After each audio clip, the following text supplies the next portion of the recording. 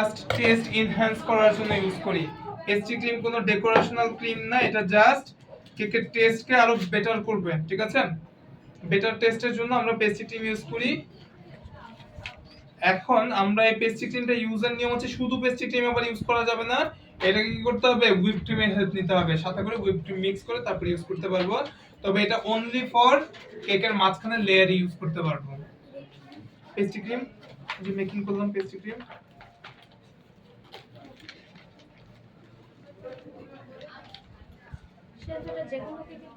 যে কোনো কেকের মাঝখানের ফিলিং হিসেবে আমরা এই পেস্ট্রি ক্রিম ইউজ করতে পারবো। তবে অবশ্যই কিসের সাথে, হুইপ ক্রিমের সাথে। অবশ্যই ঠান্ডা করে নিয়ে, নাহলে নিচেটা গলে যাবে।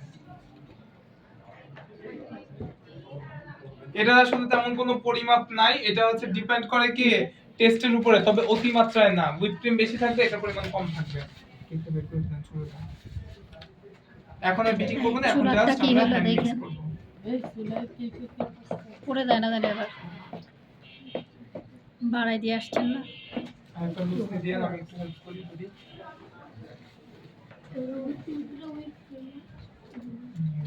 ওটা হুইপ ক্রিমের সাথে, হ্যাঁ।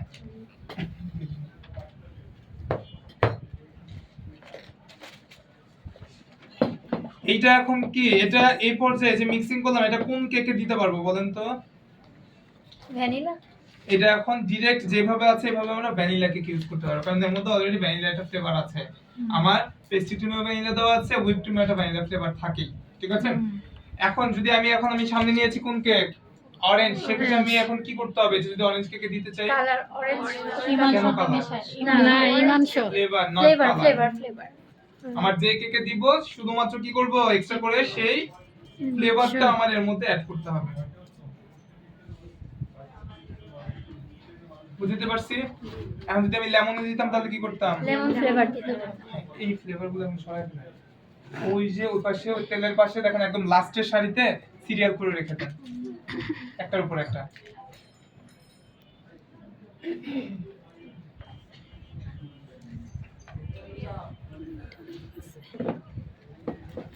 নরমাল হুইপ ক্রিম দিয়ে তো এখন কেক সবাই করে, তাই না? সেক্ষেত্রে আপনিও যদি এরকম সবার মতো হুইপ ক্রিম দেন, তাহলে আপনার কেকের টেস্টটা তাদের মধ্যে কি ডিফারেন্স থাকবে? মানুষ কেন আপনাকে চুজ করবে, তাই না? তাহলে বেসিক টেস্ট চলে আসবে না। এখন আমরা এইটা ইউজ করতে পারবো, তবে এটা বিট করব না, আমরা স্প্যাচুলা দিয়ে মিক্স করে নিব। কেক অবশ্যই কুল ডাউন হতে হবে, ঠান্ডা অবস্থায় কেকের মধ্যে কাজ করতে হবে, বা কেকে যা দিব তাও ঠান্ডা হতে হবে। গরম কোনো কিছু কেকে দেওয়া যাবে না, বা গরম কেক নিয়ে আবার কাজ করা যাবে না, জিনিস খেয়াল করবেন। সুইস রোল যদি অনেক সফট থাকে, এর মধ্যে সুগার সিরাপের প্রয়োজন পড়ে না। তবে আমরা এখন কি করছি, এর মধ্যে যদি আমি দেখি যে উপরটা হালকা একটু ড্রাই হয়ে গেছে, যেমন আমার এটা একটু ওভার বেকিং হয়ে গেছে, একটু কালো কালো দেখা যাচ্ছে, ওভার বেকিং হয়ে গেছে, তার মানে আরো 5 মিনিট আগে এটা নামায় ফেলা উচিত ছিল আমার, ঠিক আছে? সো যদি এরকম হয়, সেক্ষেত্রে আমরা চাইলে কি করতে পারবো, এর মধ্যে একটুখানি সুগার সিরাপ দিয়ে জিনিসটাকে আমরা সফট করে নিতে পারি। সুগার সিরাপটা ডিপেন্ড করবে আমার কি কেকের ড্রাইনেস এর উপরে। এইটুকু ফেলে দিতে পারো। এটা যদি কাটতে পারেন, আপনি ওইটা ফেলে দিবেন, তখন তো চুনুচি হয়ে যাবে।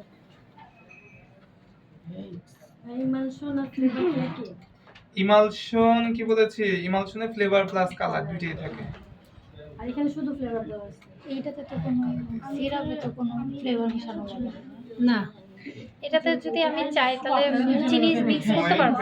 হ্যাঁ ড্রাইনেস, ভিডিও করতেছি তো if the cake will dry, we'll add sugar syrup. ক্রিমের তেমন কোনো পরিমাপ নাই, আপনি যতটুকু খাবেন কম বা বেশি দিতে পারেন, ঠিক আছে? এটা তো কোনো পাউন্ডে কি সেল হয় সুইস রোল? না, কিসে সেল হয়?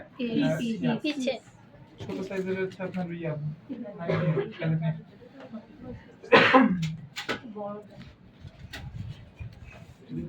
ইয়ে লম্বা স্ট্রেট যেটা ভাই একটু বড় করো, আমি কেকটা নিয়ে আসি। জাস্ট এটা স্ট্রেট করে রোল করে দিব।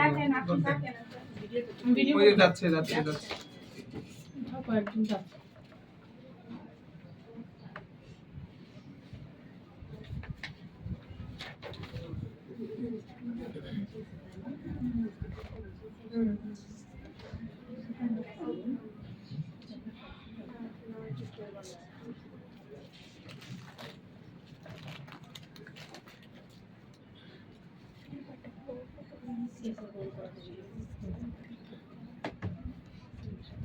আপনি চাইলে আর একটু কম বা আর একটু বেশি ক্রিম দিতে পারেন, তবে অতিমাত্রায় ক্রিম না দেওয়াই বেটার।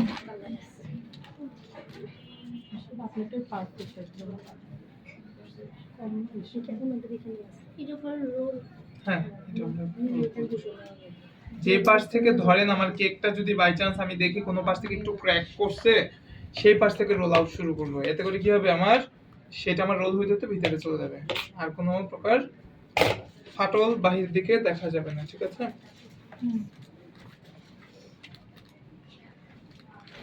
আচ্ছা ভাইয়া, কেক তো হয়ে গেছে, তবে উপরের অংশটা মানে সফট, এটা কি বুঝতে নিয়ে আসেন, নিয়ে আসেন। হাত দিলে কি হাতের সাথে উঠে আসে? যদি উঠে তাহলে নিয়ে আসেন। তাহলে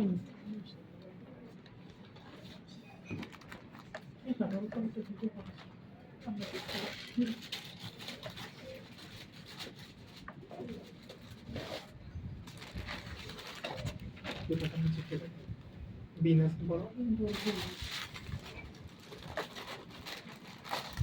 আমরা এটাকে হালকা একটু চেপে রোল করবো। হ্যাঁ, কেন চাপ দিব? যাতে এটার রোলটা একটু টাইট হয়, ভিতর থেকে কোনো প্রকার গ্যাপ না থাকে। এখন দেখা যায় কাটলাম, ভিতরে এক জায়গায় ক্রিম আছে আর এক জায়গায় ক্রিম নাই। আবার এমন চাপ দিয়ে না যে যা দিচ্ছি সব বের করে ফেলছি। ব্যাস। এখন এই পর্যায়ে এটাকে মাস্ট বি মিনিমাম 4 থেকে 5 ঘন্টা নামাতে গরম দিন। আছে, একটু সাইড দেন তো দেখাই ভাই। আসেন আসেন আপনি 4 আসেন। থেকে 5 ঘন্টা ফ্রিজে রাখবি নরমাল। গরম তো। এগুলা কি এখান থেকে ঘুরে যায় শুধু চুলা দিয়ে রান্না করে? 4 থেকে 5 ঘন্টা ফ্রিজে রাখার পরে তারপরে স্লাইস করব। আমাকে একটা বড় সাইজের ইয়া দিন তো,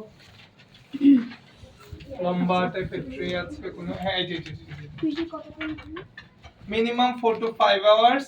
সবচেয়ে ভালো ওভারনাইট। কেক মানে ওভারনাইট ফ্রিজিং, সেটা রাতে সবচেয়ে বানাই বেটার। সকালে আসলেই তো দিনের বেলা গরম গরম রাতে বানাই রাতে রেখে সকালবেলা আমাকে একটা কেক বোর্ড দিবেন, টার্ন টেবিল দিবেন, এই জিনিসগুলো আমাকে একটু পাস করে দিতে হবে।